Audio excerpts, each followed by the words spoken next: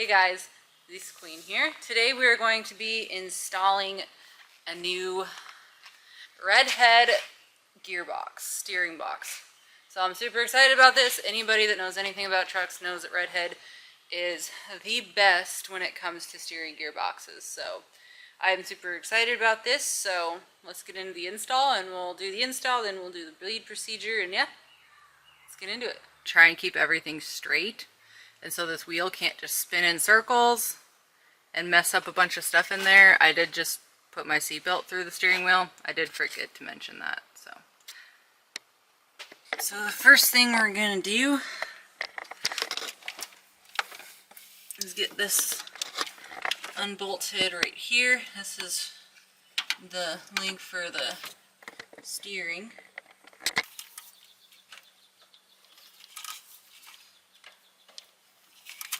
Alright, so we got that loose. It may not pop all the way off there until we get this whole steering box off, but that is loose. And then what we're going to do is we're going to unhook everything. So I'm going to actually pop the power steering lines off down here, because this obviously goes from the gearbox to here. And I'm going to pop them off right here so I can drain the oil out of it. And then we should be able to take the line off up there and then take this hard line off. And then after we take the hard lines off, then we're going to work on taking the pitman arm off. Or maybe we'll do the pitman arm first. But the pitman arm has to come all the way off. I do have a puller for that, so hopefully that works. Pitman arm's got to come off. Lines gotta come off, mounting bolts have to come out. So, yeah. Alright, so the closest socket I could find is inch and 5/16. And I got my favorite ratchet here. Oh. Oh, I bet that's like almost hand tight. That's embarrassing. That's not very tight at all. It's really suspicious how loose that is. Might be some of my issue. And wonder like, oh, you weren't a decent mechanic. You weren't a heavy equipment mechanic. Who else would have a 3/4 inch drive snap-on ratchet? Okay. And I actually use this thing quite often. I really like this thing. Let's see if we can get this thing pressed off. I don't know if this is going to even fit up there.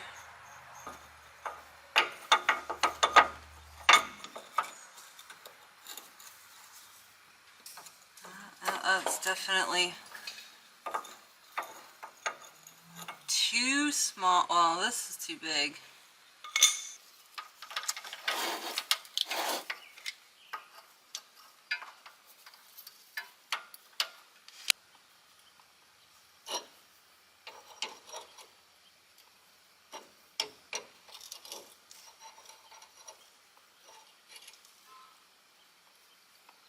Oh, it's coming off. Guys, this is just, I don't think this should come off this easy. I mean, I really don't think this should be coming off that easy. It's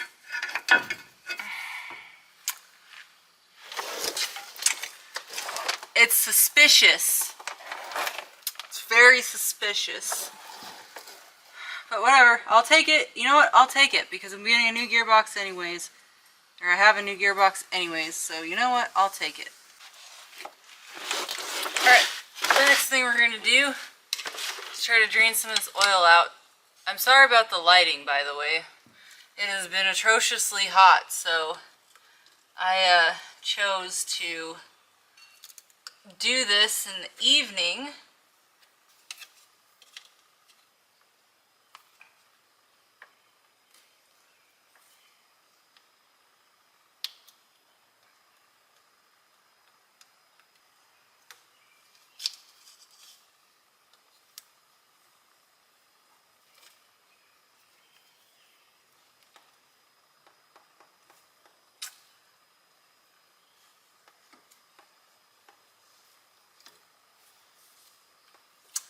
Trying not to damage the hose.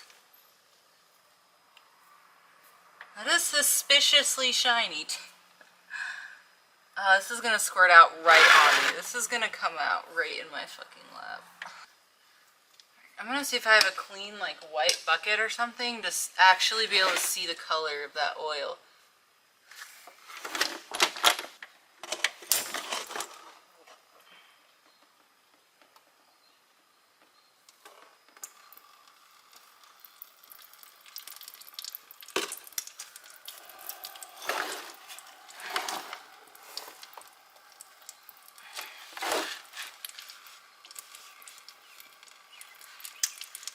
This is a little trick I learned from doing contamination cleanouts on skid steers. Is cleaning it into a very white bucket and not cleaning very much of it. And then shining a flashlight in there and see if it looks like a stripper took a bath in your oil. Because if it does, that's no bueno. Honestly, it looks good. It almost looked metallic, but it's definitely not metallic in here. Aerated a little bit, but not metallic. So that's good.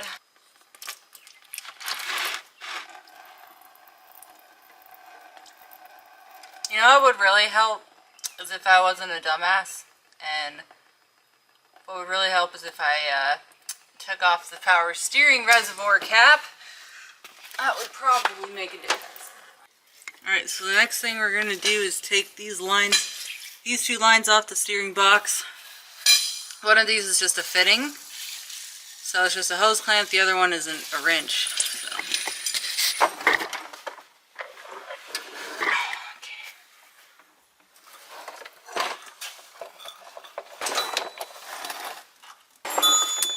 Is I'm going to take the line off, the other line off from up top, and maybe I can see it a little bit better once I get the steering box out. So we're going to go disconnect that up top, and then we're just going to pull a line through with the box. So let's do that. Alright, so this is the line. We need to disconnect this bottom one. So I'm going to stick my crescent wrench on the side that's not going to move. It's very important to make sure you are double wrenching these, because you do not want these twisting that tube. So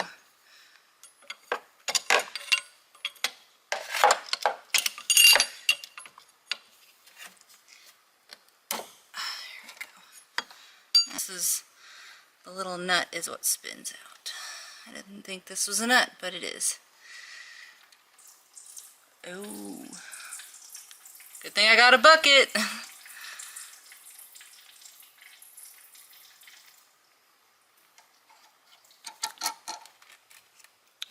Alright, so to reach the gearbox bolts, I'm going to just take this fender well off instead of trying to fight that. I'm just going to take this fender well out.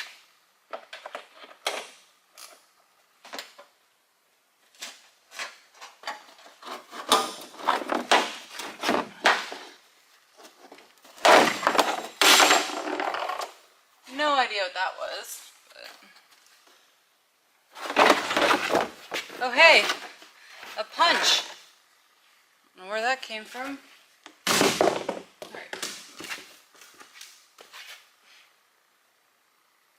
Beautiful.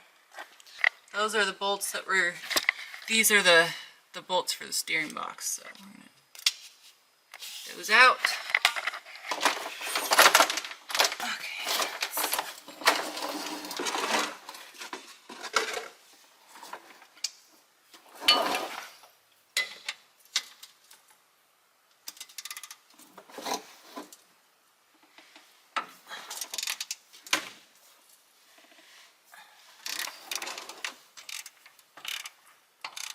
I had the smaller one of this monstrosity.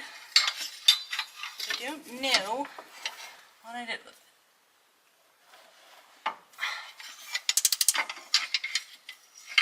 I bought these extenders because I was putting an engine back in I was taking the engine out and putting it back in. I think it was a 8000 series tractor or like an older 7000 series, but the engine bolts to the frame in those. And I bought that because I got really, like, you couldn't fit a socket on it. And you couldn't fit a ratchet on it. You had to use a wrench. So, and they were like real big, kind of like these. And you had to torque them pretty tight, and they had to be torque turn, actually. So instead of busting my knuckles, I actually busted back open my stitches on that same tractor because I was trying to do the double wrench method and ended up slipping, and then I busted my hand that I just got stitches in the day before on the fender well of the tractor. And I'm like, you know what, I'm tired of this. So the Matco truck had those little wrench extenders, and I'm like, dude, sold. Because you have to torque turn those bolts too. So I had a magnetic angle gauge is what I used to torque turn those. It's like 1.5 million of those things too. It was not a very fun job. Alright, let's see if we can get this box out of here.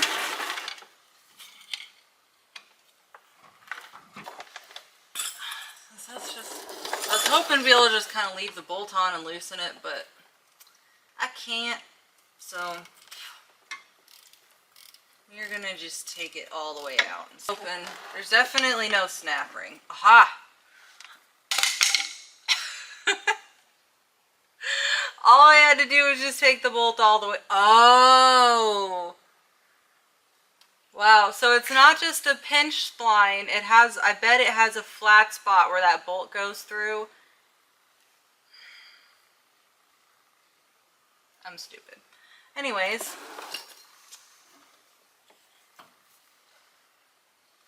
But this is why I was saying that, like, I wanted to make sure I mentioned that I secured that steering wheel.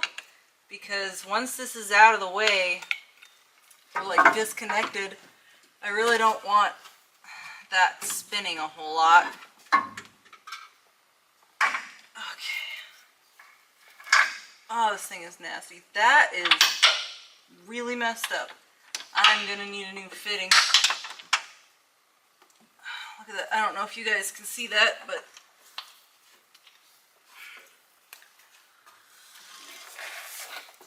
see that fitting? It's like all bent. What the hell? What in the redneck shit? Okay. Beautiful. That piece of junk is out of the way.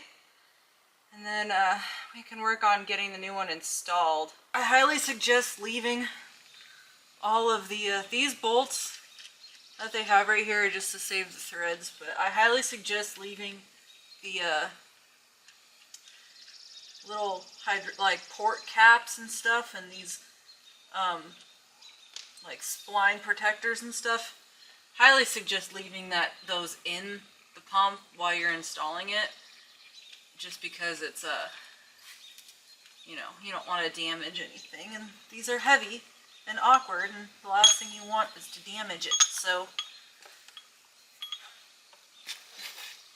get this up there.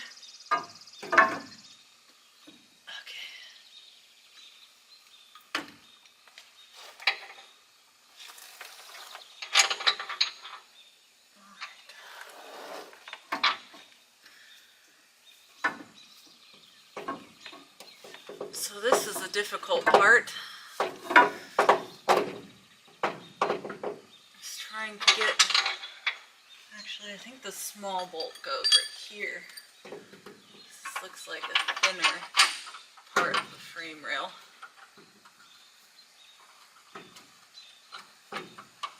Doesn't really matter which bolt you get started first, as long as you can get a bolt started.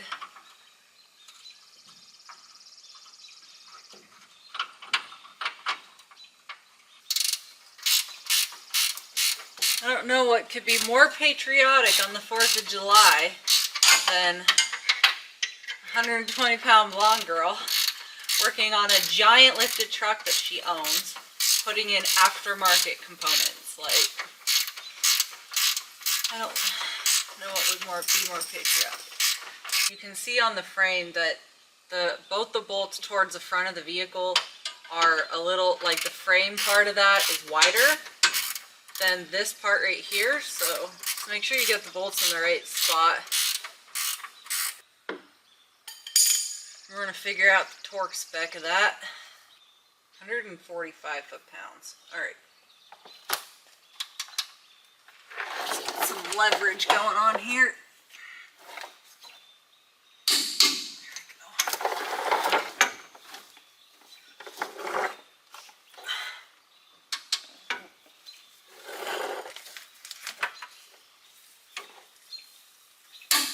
There we go. All right, those are torqued.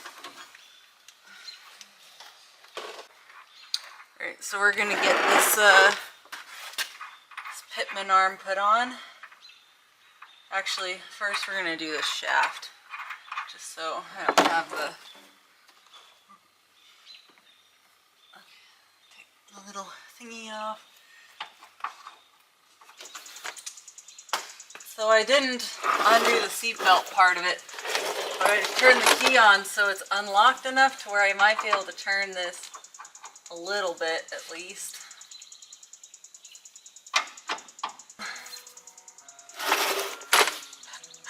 My radio. Got that all on.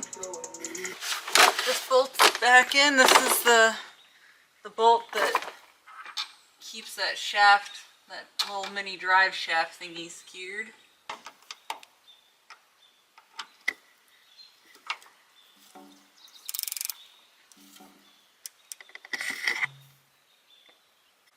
Alright, so now the next thing we're going to do is try to get this pitman arm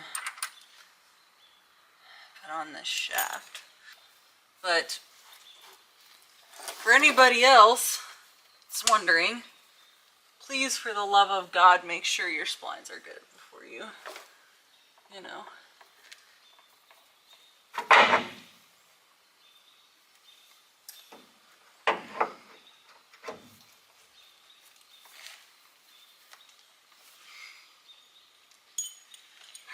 It's only a couple that are messed up, but I really don't want any of them messed up. Alright, so this mounting nut is actually, when you torque that to 225 foot-pounds as per RedHead's instructions on their website, that is actually pressing this on to the shaft of this RedHead gearbox. And this is already slid on pretty easy without, like, it's slid on part the way pretty easy, so I'm not super worried about those one or two threads that are messed up, but our splines.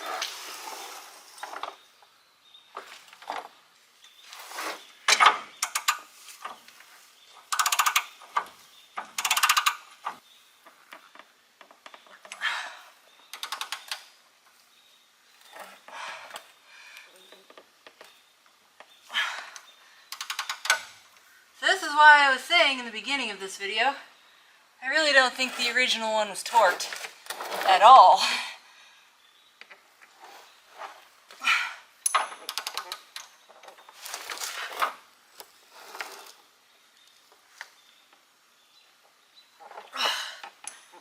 Jesus Christ. I really wish I had a longer torque wrench. Oh, okay. Has a hole worn in it right there. I don't know if you guys can see that. I don't really think that's what was leaking, because I'm pretty sure this is crimped back here, and I'm pretty sure that's not what was leaking, but just to be sure, we're not going to reuse this. I really don't want to leak nasty ass oil all over my nice pretty brand new RedHead pump, so not going to do that, but we are going to put the cooler line on there. Then I'm going to try to figure out how to get to the parts store to get my other line that is new that I got. So, alright, so this is a fitting that I will be replacing because what in the actual hell. But for today's purpose, we are going to reuse it until I can get a new one. So, this also gives me an opportunity. RedHead sends you new O-rings. And I don't care how good your O-rings look, you should put new ones on it. You don't want a leak on your brand new, nice, pretty pump. So,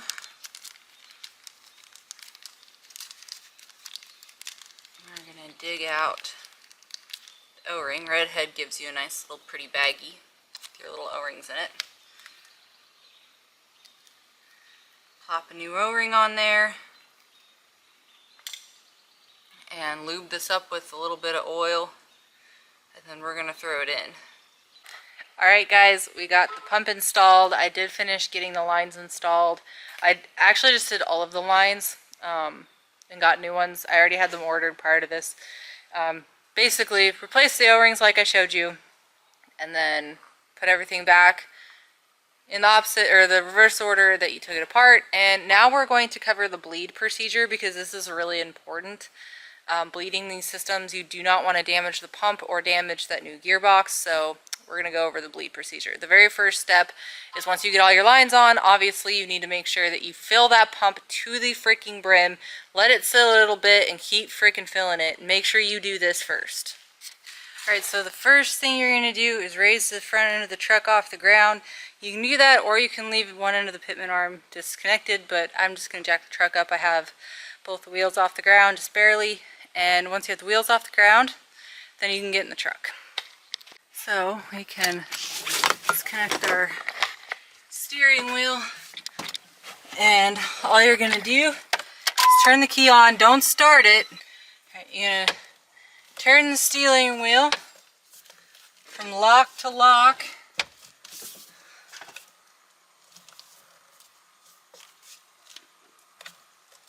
Because this is hydro boost, I also suggest pumping the brakes a few times.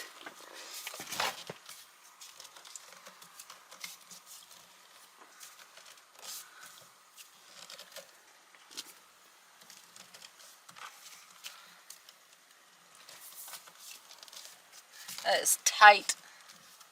So, the instructions say to do this about 10 or 15 times. I won't make you watch me do this 10 or 15 times. Alright, after you do that, the next thing you're going to do is top off your steering pump. I recommend filling it like literally all the way to the top. The next thing you're going to do, since I am by myself and I do not have any help, I'm going to start the truck, let it run for like maybe 5 seconds, shut it off, and recheck the fluid. Making a massive freaking mess because I don't have a funnel, but that's okay. Alright, we're going to get in the truck. Don't laugh at me, this truck is tall. Alright, we're going to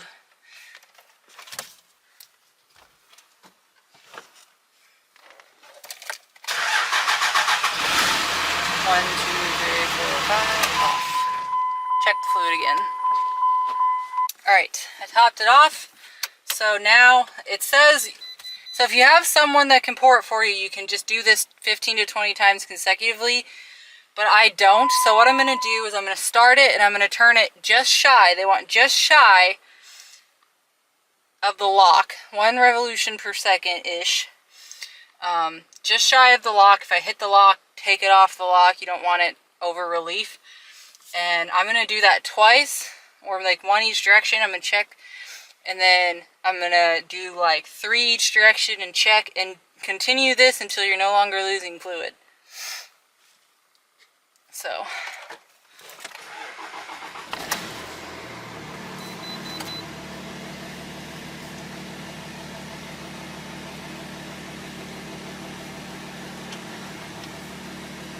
I did barely touch lock there, but they just don't want you to hold it there. Oh, there's a wrench on the tire.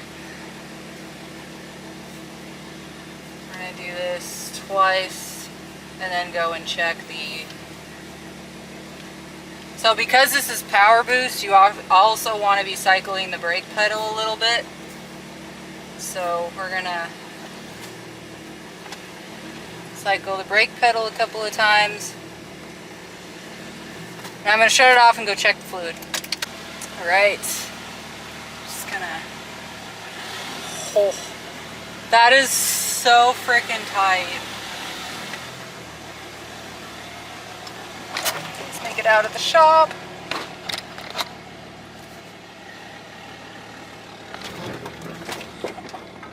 That is a tight steering wheel. I cannot wait to try and drive this down the highway. In this thing, there's like no play at all.